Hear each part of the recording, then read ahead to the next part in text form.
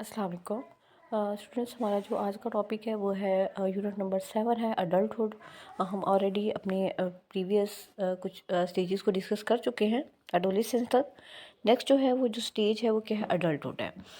Adulthood को हम discuss करते हैं उससे पहले कि हम अपने ऑब्जेक्टिव्स को, अपने चैप्टर के ऑब्जेक्टिव्स को डिस्कस कर लेते हैं।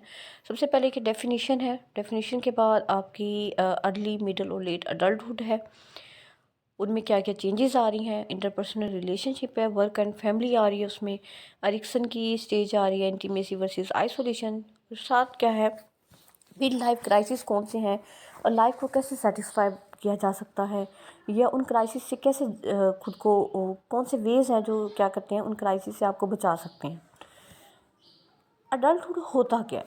अडल्टहुड एक लैटिन वर्ड, एक लतीनी लफ्ज़ अडल्टस से निकला है, जिसका मतलब है कि grown to full size and length are mature. Full size में ग्रो करना, खुद को मिच्योर करना, क्या है आपका अडल्टहुड है। बेसिकली साइकोलॉजी अडल्टहुड को डिफ़ाइन ऐसे करती है कि वो फ्रेम ऑफ ग्रोथ है जहाँ पे फिज़िकल मिच्योरेशंस के साथ साथ उस पर्सन में चेंजेस आ रहे हैं, बायोलॉजिकल भी, मेंटल भी, उसमें कल्चरल भी इफ़ेक्ट कर रहा है, उसमें इंडिविजुअल कैरेक्टरिस्टिक्स भी चेंज हो रही हैं। हर चीज़ की डेवलपमेंट जो है, जो उसको with getting older have taken place, जो उसकी लाइफ एक्सपीरियंस वो चीज़ों को हासिल कर रहा है, मेच्योर हो रहा है, वो क्या है आपका अडल्टहुड पीरियड है। नेचर ऑफ डेवलपमेंट को अगर हम देखें, नेचर ऑफ डेवलपमेंट में हमारे पास हम देखते हैं कि डेवलपमेंट बेसिकली है क्या, कि किसी भी पर्सन की कैपेबिलिटीज़ को चेंज होना, बचपन से लेकर, पैदा होने से लेकर बूढ़े होने तक, या थ्रू आउट लाइफ स्पैन हम बात करते हैं। और उसके कुछ प्रोडक्ट्स हैं जो क्या होते हैं, चेंज होते हैं। वो प्रोडक्ट्स कौन कौन से हैं, वो पैटर्न्स कौन कौन से हैं। सबसे पहले आता है फिज़िकल प्रोसेस। फिज़िकल प्रोसेस में उस पर्सन में जितना भी बायोलॉजिकल चेंज आ रहा है वो क्या है, फिज़िकल प्रोसेस है। उसका कलर, हेयर, उसकी हाइट, वेट, ये सारी चीज़ें फिज़िकल में आ रही। कॉग्निटिव प्रोसेस में जो आपकी चीज़ें कॉग्निशन से रिलेटेड है, कॉग्निशन से जो चेंज रिलेटेड चीज़ें चेंज हो रही हैं, थिंकिंग हो सकती है, इंटेलिजेंस हो सकती है, इमोशंस हो सकती हैं, मेमोरी हो सकती है, लैंग्वेज है। सोशो इमोशनल प्रोसेस में आपकी आती हैं, आपके रिलेशनशिप आते हैं। आपकी दो चीज़ें हैं, लोगों के साथ, आपकी सोसाइटी के साथ आपका emotional relationship, individual relationship with other people, emotions and personality.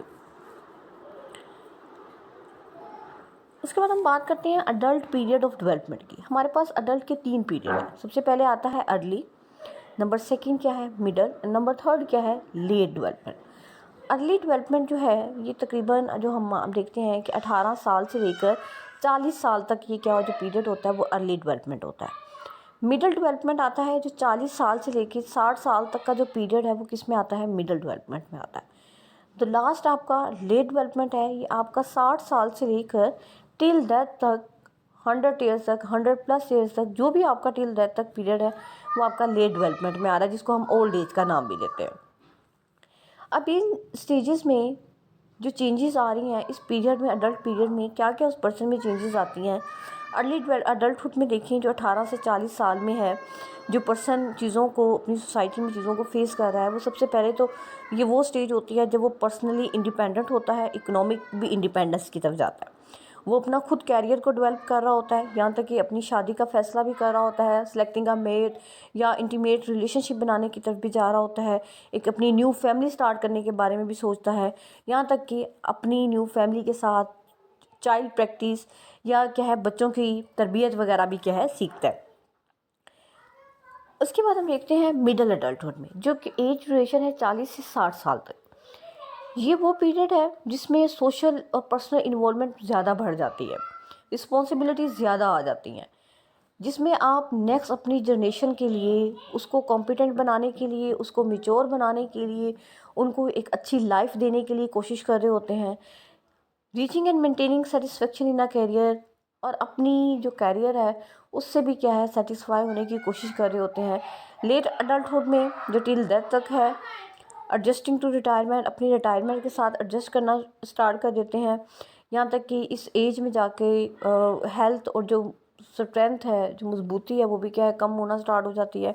और अपनी वो स्टेज है जिसमें आप बैठकर, आपकी रिस्पॉन्सिबिलिटीज़ कम हो गई हैं, और उस स्टेज में आप बैठकर अपनी पूरी लाइफ जो आपने 60 साल गुजारे हैं उस 60 साल को व्यू करते हैं कि पूरी ज़िंदगी में क्या किया। उसके बाद हमारे पास आते हैं इंटरपर्सनल रिलेशनशिप। इंटरपर्सनल रिलेशनशिप आपके घर में है, आपकी सोसाइटी में है, आप ऑफिस जा रहे हैं, आपका कैरियर जहाँ पे डेवलप किया हुआ है, आपका वर्क है, हर जगह पे इंटरपर्सनल रिलेशनशिप बनते हैं। पॉजिटिव रिलेशनशिप आपको एक अच्छी स्टेट ऑफ वेलबींग बनाता है। एक अच्छा वेलबींग बनाने में सबसे ज़्यादा हाथ किसका होता है? आपके पॉजिटिव रिलेशनशिप का। जितने इंटरपर्सनल रिलेशनशिप स्ट्रॉन्ग होंगे उतना पर्सन क्या है, उसकी सेटिस्फेक्शन उसकी लाइफ से, उसकी अपनी कैरियर से इंडिपेंडेंस है, अपने कोई भी डिसीजन लेने में वो क्या है, उतना इमोशनल स्टेबिलिटी की तरफ क्या है वो जाता है। रिलेशनशिप हमेशा ग्रो होते रहते हैं, वक्त के साथ साथ चेंज भी होते रहते हैं, और ये आपको इम्प्रूव भी कर रहे होते हैं और डिज़ोल्व भी कर रहे होते हैं पूरी लाइफ में। एसोसिएशन अगर दो लोगों के दरमियान वो बेस करती है, कुछ फैक्टर्स पे बेस करती है। वो फैक्टर्स हो सकते हैं, लव हो सकता है, काइंडनेस है, बिजनेस है, ये सारे क्या है, कुछ कंटेक्स्ट होते हैं जिसकी बेस पे आप क्या है एक या दो लोगों से ज़्यादा क्या है आप एसोसिएशन कर रहे हैं, आप उनके साथ मेट की तरफ जा रहे हैं। इंटरपर्सनल रिलेशनशिप क्या होते हैं? आपके डायनामिक सिस्टम है, एक बहुत ही मुतहरिक सिस्टम होता है जो क्या है चेंज होता रहता है ड्यूरिंग देयर एग्जिस्टेंस, अपने मौजूदगी तक वो क्या होता है बदलता रहता है। उसके बाद हम देखते हैं एरिक्सन की स्टेजेस हैं, इंटीमेसी वर्सेस आइसोलेशन। आपकी जो अडल्ट हुड में आती है वो इंटीमेसी वर्सेस आइसोलेशन आपकी आ रही है। अगर हम देखें इसमें जो साइको सोशल हमारा कॉन्फ्लिक्ट है वो इंटीमेसी वर्सेस आइसोलेशन है। जो मेजर यहाँ पे क्वेश्चन किया जाता है ये विच है वो क्या है, लव है। मेजर को जो क्वेश्चन है, विल आई बी लव्ड और will I be alone. Important जो इवेंट्स होते हैं यहाँ पे वो क्या है, सबसे ज़्यादा जो इम्पोर्टेंट है वो क्या है, रोमांटिक रिलेशनशिप की तरफ जाता है।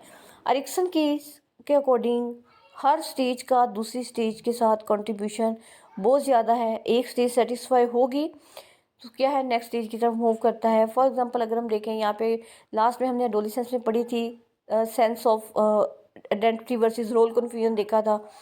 अब आइडेंटिटी वर्सेस रोल कन्फ्यूजन में आइडेंटिटी डेवलप हुई, सेल्फ ऑफ आइडेंटिटी डेवलप हुई, देन पर्सन किसकी तरफ आया, इंटीमेसी रिलेशनशिप की तरफ आया, इंटीमेट रिलेशनशिप की तरफ आया।